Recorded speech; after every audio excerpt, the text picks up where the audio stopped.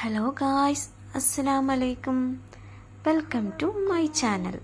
ഇന്ന് നമ്മളൊരു ഈദ് വ്ളോഗായിട്ടാണ് വന്നേക്കുന്നത്. നമ്മൾ രാവിലെ കഴിഞ്ഞിട്ട് ആദ്യം ഫ്രഷായി നിസ്കാരമൊക്കെ കഴിഞ്ഞ് ബീഫും പത്തിരി ഉണ്ടാക്കാമെന്ന് വിചാരിച്ചു. അതിലേക്കുള്ള മസാല ഒക്കെ തയ്യാറാക്കി അരമണിക്കൂർ അതിന് റെസ്റ്റ് ചെയ്യാൻ വെച്ചു. ആ ടൈം കൊണ്ട് നമുക്ക് പത്തിരി ഒന്ന് ഉണ്ടാക്കി നോക്കിയാലോ. അപ്പോൾ പത്തിരിക്കുള്ള മാവൊക്കെ സെറ്റ് ചെയ്യാണ്. നല്ല ചൂടാണ് കേട്ടോ, കൈയൊക്കെ നന്നായി പൊള്ളുന്നുണ്ട്. പക്ഷെ ആ ചൂട് കൊടുക്കാനേ നമ്മൾ കുഴക്കുമ്പോഴാണ് അതിനൊരു സോഫ്റ്റ് കിട്ടുള്ളൂ. അങ്ങനെ കുഴച്ച് അതിനൊരു പരുവാക്കി എടുത്തു.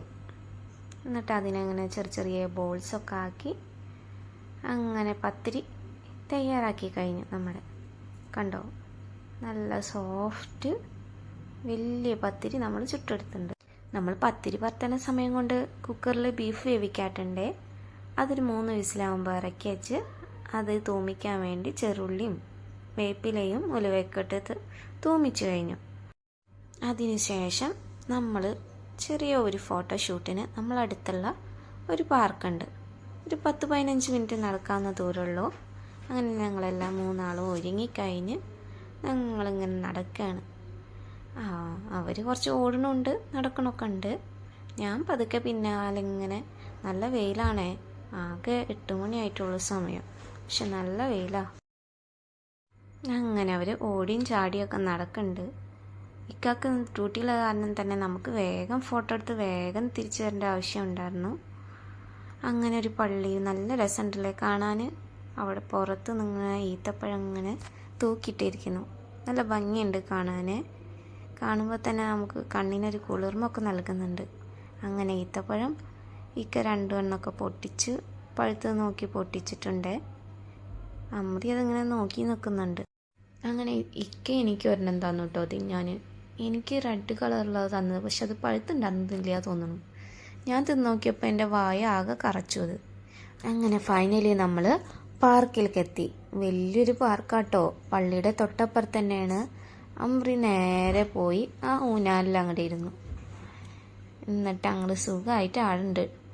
രാത്രിയാണെങ്കിൽ ഇതൊന്നല്ല കേട്ടോ അവസ്ഥ, നിറച്ചും കുട്ടികളായിരിക്കും, നല്ല അംഗമായിരിക്കും. പിന്നെ തല്ലൂട്ടായി ബഹളമായി. അങ്ങനെ ഇപ്പോൾ ഇവിടെ ഫോട്ടോഷൂട്ടൊക്കെ നടന്നുകൊണ്ടിരിക്കുന്നുണ്ട് കേട്ടോ. അങ്ങനെ അമ്രി അതിൻ്റെ ഇടയ്ക്ക് കളിക്കുന്നുണ്ട്, ഇടയ്ക്ക് ഫോട്ടോ എടുക്കണമുണ്ട്. ലാസ്റ്റൊക്കെ ആയപ്പോഴത്തേനും അവളുടെ മൂടൊക്കെ ആകാൻ മാറി തുടങ്ങിയേ. അവൾ കളിക്കാനുള്ള മൂടൊക്കെ ആയി തുടങ്ങി. അങ്ങനെ എയർബൻഡൊക്കെ ഊരി എൻ്റെ കയ്യിൽ തന്നു. പിന്നെ കളി തുടങ്ങി. അങ്ങനെ ഞാനും ഒന്ന് ഫോട്ടോ വീഡിയോ ഒക്കെ എടുക്കാൻ വേണ്ടിയിട്ട് ഞാനും അതിൽ കയറിയിരുന്നു കേട്ടോ. രാത്രിയാകുമ്പോൾ നമുക്കൊന്നും എടുക്കാൻ പറ്റില്ല. അങ്ങനെ ലാസ്റ്റ് തിരിച്ച് റിട്ടേൺ ആയി. അങ്ങനെ കുറച്ചൊക്കെ ഫോട്ടോ ഒക്കെ എടുത്ത് തിരിച്ച് വരുമ്പോൾ ഈത്തപ്പഴത്തിൻ്റെ ഫോട്ടോ ഒക്കെ ഒന്ന് ഞങ്ങൾ എടുത്തു. എന്ത് രസമല്ലേ കാണാൻ, എന്ത് വലിയ ഈത്തപ്പഴമാണ്, നല്ല അടക്കാക്കുരു പോലെ ഇരിക്കുന്നുണ്ട്. അങ്ങനെ ഫൈനലി ഞങ്ങൾ നടന്ന് ഞങ്ങളുടെ വില്ലേക്ക് എത്താറായി. അങ്ങനെ ഫൈനലി നമ്മുടെ വില്ലയിലേക്കെത്തി. ഇക്ക ഓടുന്നുണ്ട്, ഇക്കക്ക് തിരിച്ച് ഡ്യൂട്ടിക്ക് പോവാണേ. ഡ്രസ്സൊക്കെ ചേഞ്ച് ചെയ്തിട്ട് വേണം, ഫുഡ് കഴിച്ചിട്ടില്ല നമ്മൾ. അപ്പോൾ 2 ആളും കൂടി വേഗം നടക്കുകയാണ്. ഞാൻ ബാക്കിൽ പതുക്കെ നടക്കുന്നുണ്ട്. അങ്ങനെ നമ്മൾ റൂമിലെത്തി ചായ കുടിക്കായിരുന്നു. അങ്ങനെ പത്തിരിയും ബീഫ് കറിയും നല്ല ചൂടുള്ള പാൽ ചായയായിട്ട് നമ്മൾ കഴിക്കുകയാണേ. മോള് പിന്നെ ഫോട്ടോ എടുക്കണം പോകാനായിട്ട് മുന്നേ കഴിച്ചിരുന്നു, അവൾക്ക് വിശക്കുണ്ട് പറഞ്ഞിട്ട്. അപ്പോൾ അവൾ ബാക്കിൽ നിന്നിട്ട് സർക്കസൊക്കെ കാണിക്കുന്നുണ്ട് കേട്ടോ. നമ്മളങ്ങനെ പതുക്കെ ആസ്വദിച്ച് ഫുഡ് കഴിച്ച് കഴിഞ്ഞു. അപ്പത്തിനൊക്കെ ഡ്രസ്സൊക്കെ ചേഞ്ച് ചെയ്ത് പോവാനുള്ള തയ്യാറെടുപ്പ് കഴിഞ്ഞു.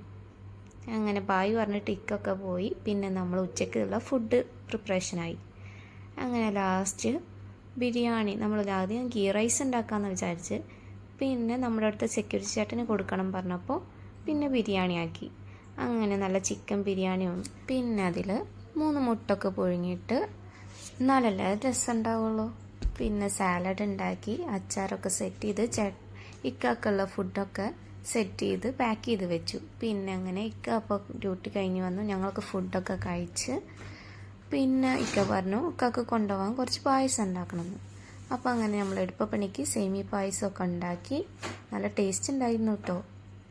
അങ്ങനെ കുറച്ച് നേരം ഞങ്ങൾ റെസ്റ്റൊക്കെ എടുത്ത് തൊട്ടപ്പുറത്ത് വില്ലയിലൊരു പാർക്കുണ്ട്, അവിടെ കളിക്കാൻ വരിക കേട്ടോ. സാധാരണ അവളുടെ ഫ്രണ്ട്സൊക്കെ കൂടെ ഉണ്ടാവാറുണ്ട്. ഇന്നിപ്പോൾ പെരുന്നാളായ കാരണം അവർ പുറത്ത് പോയേക്കാണ്.